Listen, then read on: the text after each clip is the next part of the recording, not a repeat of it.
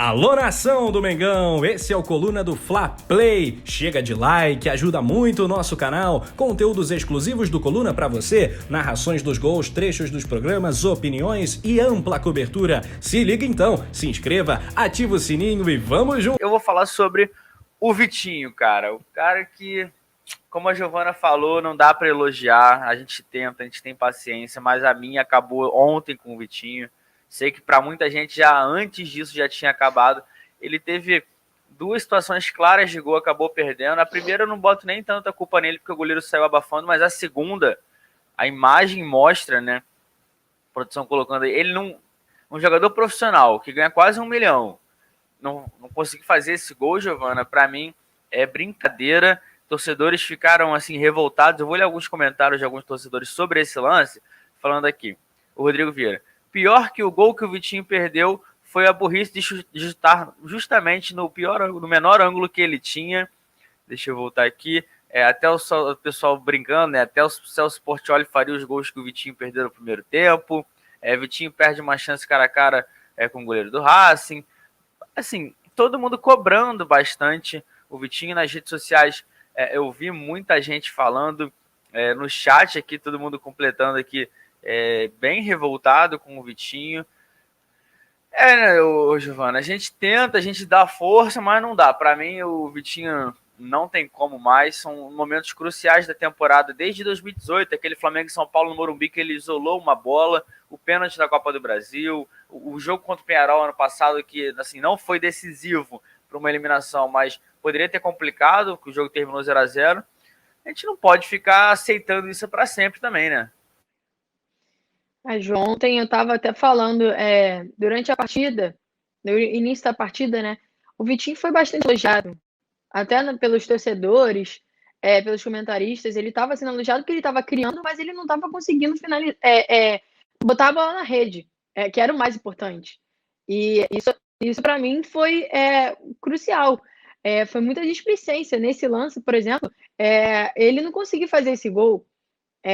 Não sei o que aconteceu, como aquela bola foi para fora, porque não tinha como ela ir para fora e ela foi para fora. Então, assim, eu desde o início do jogo eu tava falando, eu não vou elogiar o Vitinho, não vou elogiar, porque sempre quando a gente elogia, ele vai bem e não consegue decidir uma partida, não consegue ajudar. Desde aquela partida contra o São Paulo, que ele perdeu aquele pênalti, que ele pegou a bola do Everton Ribeiro para bater o pênalti e perdeu o pênalti, para mim ali já acabou, porque o cara chama a responsabilidade para ele e não consegue fazer o gol.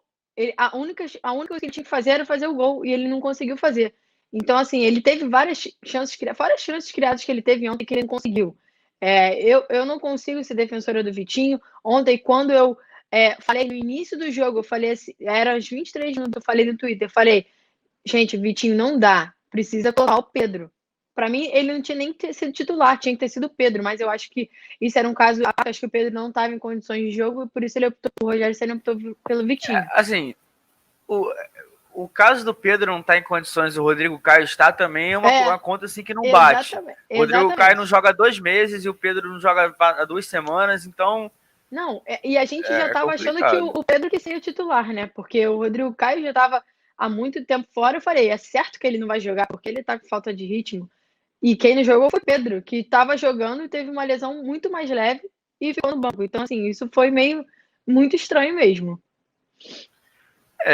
Assim, é complicado. Acho que o departamento médico do Flamengo também precisa de algumas cobranças, porque a gente chegou sem o Gabigol. O cara que veio, jogou um jogo, saiu, jogou um jogo, saiu. A gente não pode, é um desequilíbrio muscular. Não é. Se fosse alguma coisa pequena, ô Giovana, não sei se você concorda comigo, ele iria para o sacrifício. Para ele não estar em campo ontem, porque ele não tem condições de jogar, que ele está realmente machucado, mas aí o DM fala, não, porque não tem machucado. Ou seja, é muito problema assim que a gente não sabe e o pessoal parece que quer ficar escondendo para reforçar que não tem lesionado, que o DM é bom e não é. A gente está sofrendo bastante com isso. Toda hora o jogador lesionado. Você falou do Rodrigo Caio. E sobre o Rodrigo Caio, o parceiro dele ontem mais uma vez entregou, né? Mais uma vez, outro jogador, né, que sofreu muito com a torcida.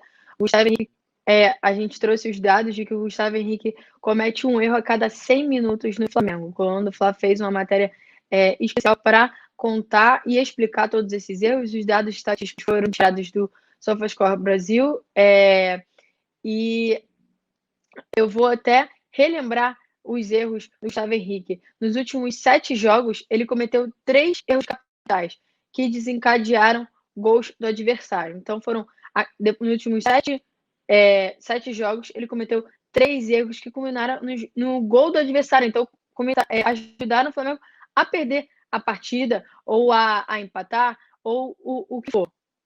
Eu vou relembrar. A primeira falha foi contra o Internacional, no Brasileirão. Não sei se os torcedores lembram disso, mas foi uma falha que desencadeou o gol do adversário. O segundo erro foi contra o São Paulo, também pelo Brasileirão. E o terceiro erro, ontem, contra o Racing, pela Libertadores, que o Flamengo começou o jogo perdendo e poderia sim ser eliminado nos 90 minutos, conseguiu empatar e para os pênaltis. Mas esse erro foi um erro grave, esse eu vou destacar, foi um erro gravíssimo, porque o Rodrigo Caio tinha acabado de ser expulso e o Flamengo estava ajeitando ali, estava entrando o João Gomes, estava ajeitando a defesa e ele teve esse erro, um erro assim, primário.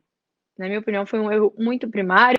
O jogador tem sofrido bastante com a torcida, ele tem errado muito, e além disso, ele cometeu aquele pênalti contra o São Paulo no Brasileirão, não sei se você lembra, João, ele também cometeu pênalti, ele também fez um gol contra o Atlético Mineiro, lá no Mineirão. Então, assim, são diversos erros, ele está acumulando vários erros e a confiança do jogador só vai caindo. E nesse caso, a gente entra até naquela situação do psicológico do jogador, que está muito afetado, e mesmo assim entra numa partida decisiva da Libertadores. Isso é totalmente errado, isso é totalmente assim. O Léo Pereira estava jogando, tudo bem que o Léo Pereira não é um grande jogador também, mas ele estava jogando e ele até jogou o primeiro jogo contra o Racing. Então, assim, na minha opinião, tirar o Léo Pereira, que já estava numa sequência, para colocar o Gustavo Henrique, que estava numa sequência de erros, também é erro do treinador, também é erro da comissão técnica, não é só do jogador. A gente não vai tirar o erro do jogador, que ele está assim, tá errando demais. Para mim também não tem mais como defender esse jogador. Ele deve estar com muitos problemas de confiança, né, porque um zagueiro precisa ser muito confiante. Ontem, quando o Rodrigo Caio estava jogando, ele estava até jogando bem ao lado do Rodrigo Caio. Mas assim que o Rodrigo Caio saiu, já teve aquela falha e depois ele começou a falhar mais e o Flamengo ficou totalmente desorganizado e aconteceu o que aconteceu. Eu queria saber a sua opinião sobre isso também, João, sobre essa questão dos erros do Gustavo Henrique. Pois é, na coletiva do Marcos Braz eu perguntei justamente a questão do psicológico dos atletas por conta depois daquele jogo contra o São Paulo, aquele 4-1 no Maracanã, o Gustavo Henrique saiu chorando.